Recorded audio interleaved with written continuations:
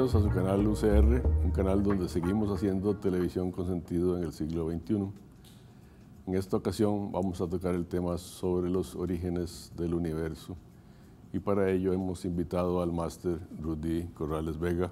Bienvenido a este canal. Muchas gracias, don Jorge, por la invitación. El máster Rudy Corrales es máster en economía, máster en informática y además es autodidáctica en análisis de la ciencia y la espiritualidad. Vamos a iniciar esta entrevista hablando sobre cuál es el origen del universo. Hay diferentes teorías, ¿verdad? Hay diferentes concepciones. Unos dicen que siempre ha existido, otros dicen que fue creado. ¿Cuál es su concepción sobre el asunto? Tenemos un problema, don Jorge, porque el público que estoy seguro está escuchando su programa está muy acostumbrado a trabajarlo desde la ciencia y no necesariamente el tema del origen del universo se puede aproximar por la ciencia. Me voy a explicar mejor. Las tesis que han planteado los físicos, lo más cercano que pueden aproximar al origen del universo es unos segundos después, microsegundos, 10 a la menos 43 si uno quisiera, del Big Bang, pero nunca lo que ha pasado antes del Big Bang. Es decir, no tenemos la capacidad o los instrumentos por medio de la ciencia para saber qué fue lo que motivó o dio origen al famoso Big Bang. Entonces tenemos que recurrir a otro tipo de instrumentos que también debieran ser parte de la ciencia y tienen que ver un poco con la filosofía, un poco con la intuición, un poco con conectarse con algo que de momento no podemos medir, pero a través de la mente podemos tratar de encontrar su razón. Perdón, tal vez esta concepción científica indica que todo se originó en un punto, ¿verdad? Un punto infinitesimal que se llama una singularidad, donde había una gran cantidad de energía acumulada y que esa energía o materia se ha conservado hasta nuestros tiempos. Correcto. Y que empezó, si me lo permite, esta gran simplificación que nos va a ayudar mucho en este desarrollo en un punto. ¿Por qué? Porque las escuelas espirituales, cuando tratan de plantear el origen del universo, algo tan profundo, lo representan por medio de símbolos. Utilizamos el símbolo para transmitir una idea. Entonces, ustedes van a ver siempre el origen del universo representado como un punto. Los científicos nos gusta llamarlo posiblemente singularidad. Y ahorita vamos a ver qué pasó con ese punto, porque ese punto se tiene que partir y va a dar pie a algo mucho más interesante que se va a llamar, en su origen se partió y dio origen a la dualidad. Y ahí empezamos a hablar de la manifestación y hablamos de una expansión. Descartamos la idea de que el universo siempre ha existido, que era una concepción inicial de un estado estable en el que el universo siempre había existido, no había sido creado. Bien, voy a darle 3 posibles tesis para esto, bastante interesantes, y se aproximan muy bien a lo que usted plantea. Las 3 son contrarias, pero útiles. Digamos, es necesario que nosotros utilicemos modelos, abstracciones, simplificaciones, para poder aproximar qué es lo que dio origen a este universo, que es lo que nos cita el día de hoy. Primer modelo, son excluyentes. Primer modelo, lo voy a llamar el modelo deísta. El modelo deísta plantea que hay una energía original que pensó, tipo relojero. Pensemos a alguien que tiene la capacidad de crear algo, conceptualizarlo y echarlo a andar. Pero después de que lo echa a andar, el reloj camina por sí solo. Ese es un modelo que aproximan muchas escuelas espirituales para aproximar a Dios, es el Dios relojero. El que creó un universo, entiéndase el reloj, y lo echó a andar y después continuó con lo que él quisiera. ¿De acuerdo? Estoy haciendo una abstracción porque lo estoy personificando y no comparto la idea de que sea personificado, pero es importante la abstracción. Ese es el modelo deísta. Esto genera un principio universal en cualquier escuela de pensamiento que es maravillosa, y es el libre albedrío. Es decir, la creación, una vez que fue creada, empezó a marchar por su propia cuenta. Vean qué maravilloso ese modelo, ¿verdad? Usted y yo nos autodeterminamos. Usted y yo somos el resultado de fuerzas que se originaron en el momento cero y han ido evolucionando. Es expansionista, nunca se va a contraer. Bueno, vamos a ver, cuando se acabe la energía del momento, vamos a ver qué es lo que pasa, ¿verdad? ¿Por qué? Efectivamente, porque ya estamos hallando a la idea del Big Bang, la partícula se expande, sí, va a seguir, medimos tiempos en algún momento y nos damos cuenta que hay una aceleración. La hipótesis es que esa aceleración en algún momento, si no hay fricción, al final se va a empezar a contraer o posiblemente vamos a caer en el Big Crush, que es nuevamente el retorno a la partícula, que son tesis físicas. Segundo modelo. Este es diferente. El segundo modelo se llama el teísmo. El teísmo es un poco más interesante porque es más cercano a nuestra cultura. En el teísmo hubo ese ser que crea el universo, pero se mete en el universo. Es decir, Él está aquí con nosotros. Eso es al que uno le pide. Al que Él, a diferencia del primero, que se fue por su lado, este sí actúa regularmente. Este hace mucho sentido porque entonces uno se conecta con ese ser y ese ser le devuelve algún tipo de ayuda en este avanzar. Un poco parecido a la concepción Bribri de la concepción del universo en el que el creador está dentro de una esfera cerrada. Sí, pero creo que la Bribri, sin ser un experto en el tema, va a estar más cercano al tercer modelo. Vean lo importante de trabajar modelos. Uno, existe libre albedrío. En este segundo modelo ya no soy tan libre porque hay una influencia del ser creador. En este hay influencia de las interrelaciones de las energías, causas, efectos que dieron origen y que dan inercia. Pero en este yo, a través de rezar, por ejemplo, o de pedir o de interrelacionarme con el ser, tengo acceso a cosas que me transforman. En este yo me determino.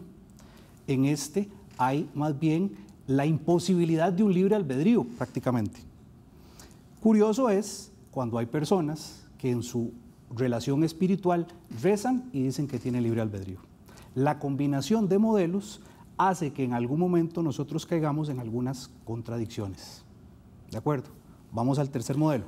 Perdón, antes de pasar al tercer modelo vamos a hacer una pausa y volvemos con todos ustedes con este interesante tema.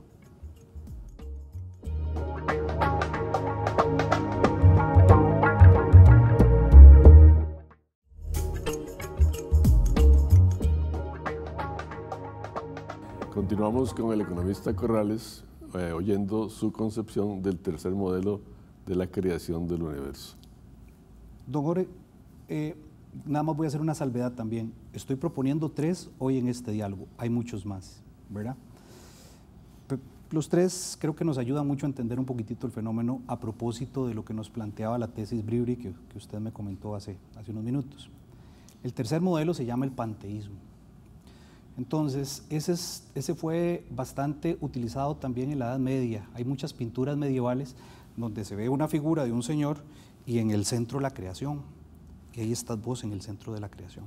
Este modelo parte como que sería el equivalente a que uno es una célula de algo grande que es Dios, por ejemplo. Que el universo es algo así como el cuerpo de Dios, ¿verdad? Y eso lleva intrínseco algo muy importante y es que usted tiene todas las condiciones para evolucionar y convertirse en algo equivalente a lo que su creador es. Entonces, por eso es que yo le planteaba, sin ser experto en lo que comenta los Bribris, que tal vez ese sea un modelo más cercano al de ellos, porque ellos se ven uno con la naturaleza, uno con el todo, forman parte, todos estamos interconectados, todos tenemos la capacidad de influenciarnos mutuamente, porque formamos parte de un gran organismo. Con una pequeña diferencia, que no hay un Dios en la cultura Bribri, sino es un ser creador que también es parte del todo. Correcto. Y eso es importante, porque en las escuelas lo que se manejan son las jerarquías.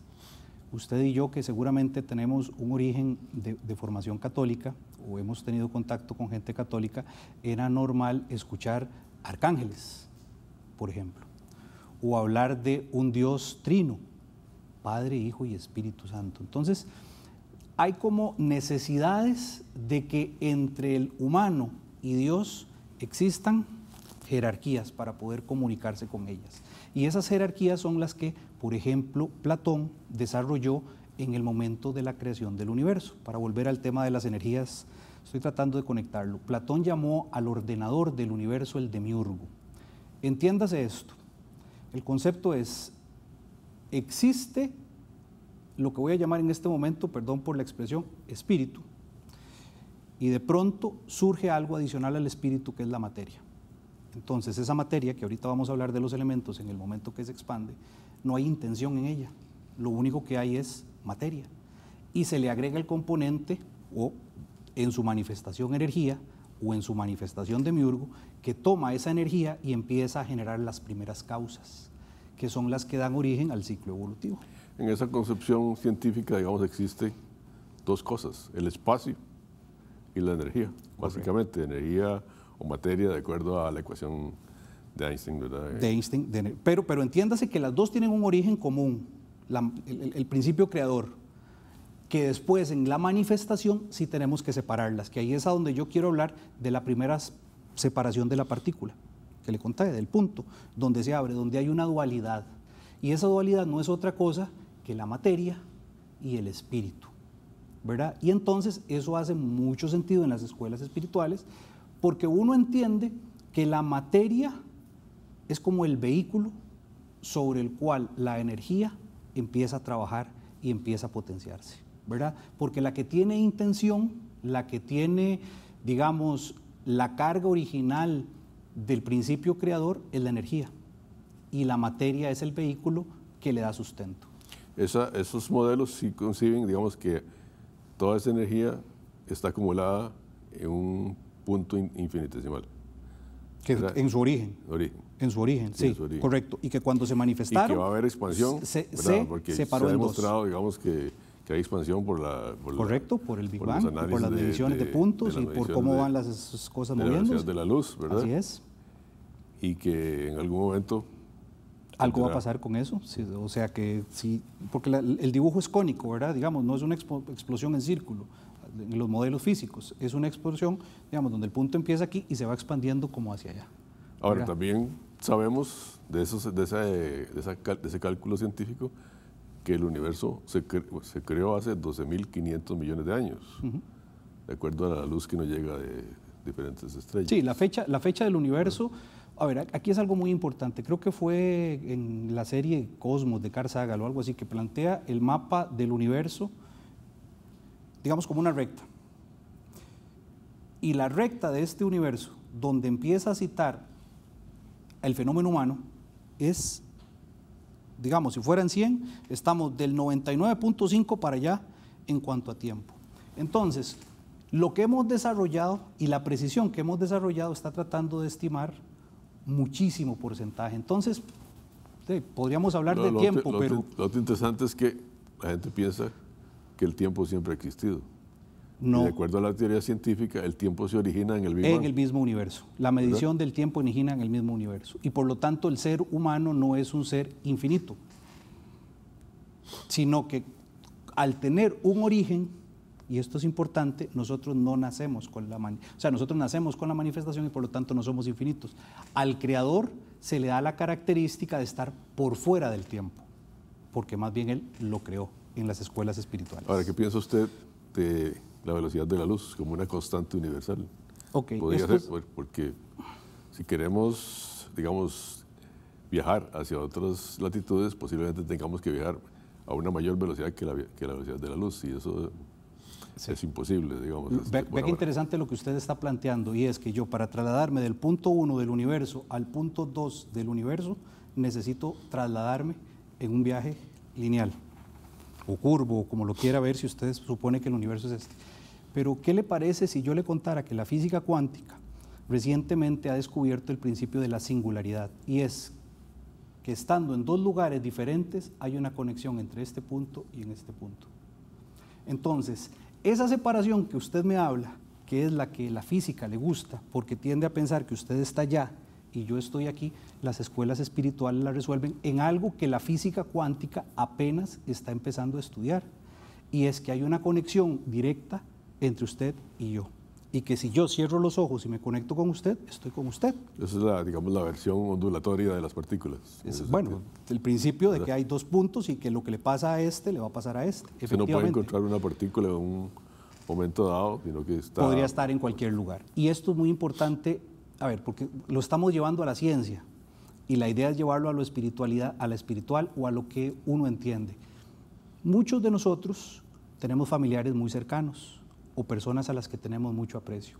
Y en algún momento, pese a que estén distantes, sabemos que esa persona está pasando algo.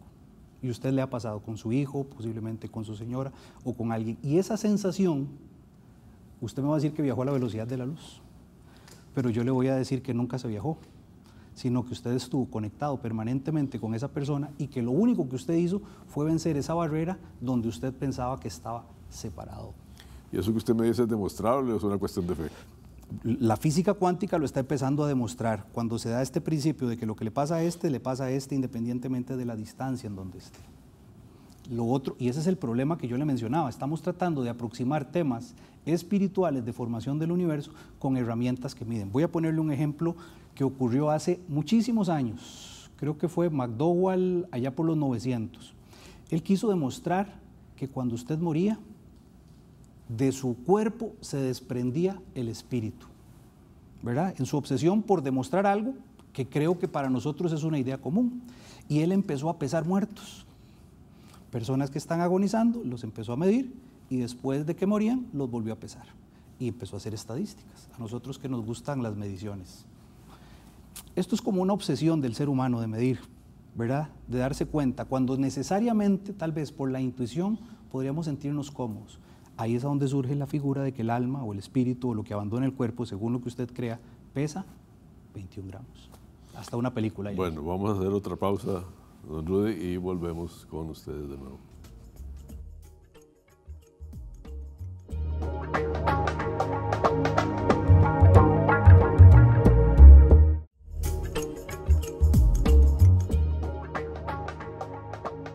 Regresamos hablando sobre el origen de la vida, pero antes, don Rudy, usted hizo una explicación de tipo gravitatorio, ¿verdad?, con el alma, y entonces me queda la pregunta, entonces, ¿esa alma pesa, o sea, es materia? Muy bien.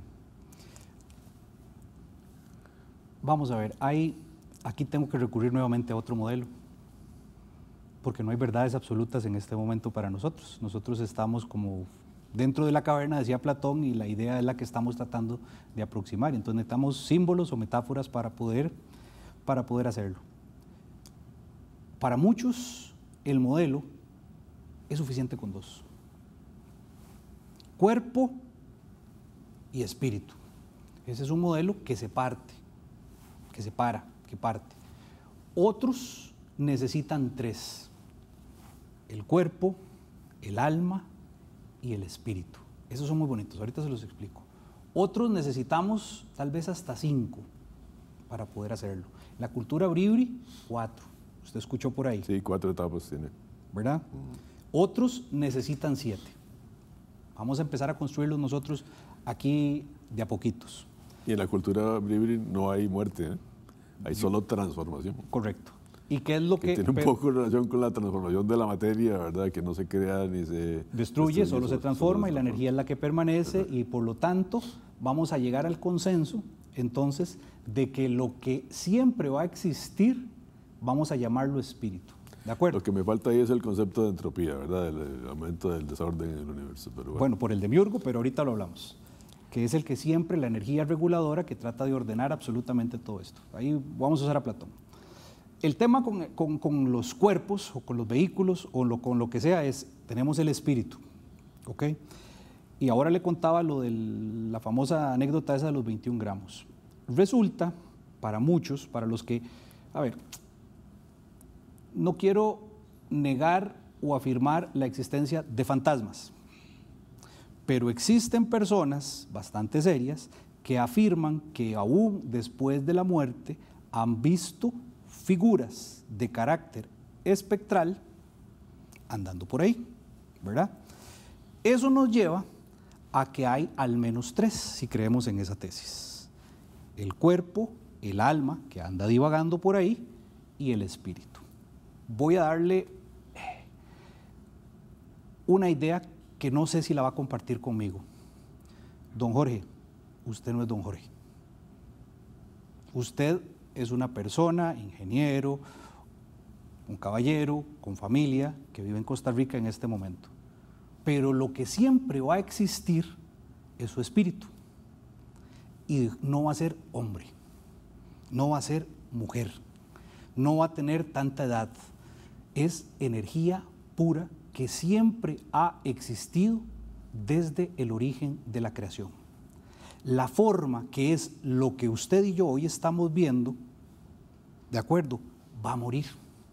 Pero su energía ha estado desde el origen en ese punto cero, caminando por este... Bueno, pero eso entra un poco en contradicción con el asunto de que la materia no se crea ni se destruye. El vehículo. Yo, por supuesto, en forma corporal, puedo tener materia de rocas, de animales, de vegetales, etcétera. Correcto. Yo, no, digamos, estoy conformado de materia del universo que es constante. De polvo de estrellas, diría Carrascal, volviendo al tema. Pero si usted me dice que es espíritu, es energía, y la energía se convierte en materia, entonces ese espíritu podría ser no solamente único para mí, sino que podría estar formado de otros...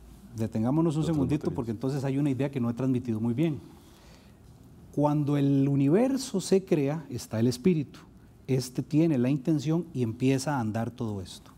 Su cuerpo está hecho de la materia que ha existido desde el origen del universo.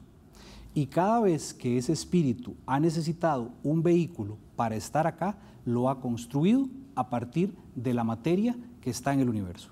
Es decir, nuestros vehículos están reciclados de materia. O sea, ese espíritu... El espíritu sigue siendo uno. Existía antes del universo. Pero en su principio más puro, ¿verdad? Porque ahora estábamos hablando del alma. El alma, en este caso, sí tiene peso. Vea que le pusimos un peso. 21 gramos, le dije, ¿verdad? Estoy diciendo 21 gramos suponiendo, ¿verdad?, que los estudios de este señor hayan sido. Es un modelo para explicar algo. Tenga cada uno. ¿Verdad? Exactamente.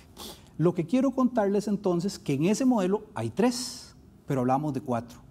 ¿Qué pasa si las emociones también formaran parte de la materia? ¿Qué pasa si los pensamientos también formaran parte de la materia? ¿Qué pasa si, por ejemplo, en el momento en que mi primer vehículo, el cuerpo, desaparece, permanecieran como energía que son, solo que en un vehículo un poco más denso, las emociones? Entonces las almas tienden a llorar. Las almas que ve la gente tienden a sufrir. ¿Por qué? Porque todavía conservan parte de los principios de la materia, que son las emociones. Esto es importante por lo siguiente. Estamos aquí planteando que hay niveles de densidad en el universo. Algunos son medibles y otros apenas estamos empezando a percibirlos. Le quiero contar algo, y esto es importante, porque esto es un programa de física, de química, de elementos. Los 2 elementos más importantes del universo, los que más abundan, helio y nitrógeno. Sí, bueno, se supone la teoría científica que fue el hidrógeno, ¿verdad? El que por alguna razón tuvo algún movimiento extraño, y apareció el helio, y luego se fue haciendo más complicado. Y usted me lo dijo, algún movimiento extraño que no sabemos qué es lo que generó, sin embargo, sabemos que existe, ¿de acuerdo? Y quiero contarle... Perdón, eso lo dice Hawking en su libro, ¿verdad? Que pasó algo, pero no se sabe qué. Porque todavía estamos en el momento en que no lo hemos descubierto, porque estamos utilizando instrumentos de medición densos cuando lo que nos interesa medir es algo más sutil. Igual que con el origen de la vida, con el DNA. Con el origen de la vida. ¿Cómo evolucionó el DNA? Que es una cadena, que eso es muy interesante, porque es el mecanismo que tiene nuestro cuerpo biológicamente para preservar la especie. Es decir, cuando un cuerpo aprende algo, lo guarda en su ADN, y como la reproducción se da por la apertura del ADN, lo que quedó registrado en mi ADN, en la apertura se junta con otro ADN y aquí pasó. Entonces nosotros tenemos desde el origen del primer ADN del ser humano, guardada toda la información ahí. Y esto es un principio también muy importante. Pero le quería hablar de lo que usted... Lo que no se sabe tampoco todavía es cómo surgió la vida, ¿verdad? O sea, no con las mediciones actuales, sí con el planteamiento del demiurgo, que hubo una causa que nos pensó y que ha tratado que nosotros estemos. Pero lo quería contar algo, porque sé que queda poco tiempo. ¿Qué es lo que pasó con el nitrógeno y qué fue lo que llevó al helio?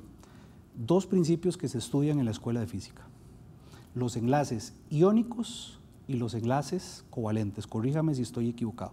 Recuerde que yo no formo parte de esa escuela. El hidrógeno al helio, ¿verdad? Con un átomo de... Muy bien.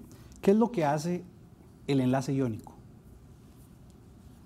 El átomo, la partícula o el elemento cede voluntariamente un electrón. ¿Usted entiende filosóficamente lo que eso significa? Que aún a nivel micro existe el principio donde yo, para crear, cedo mi electrón.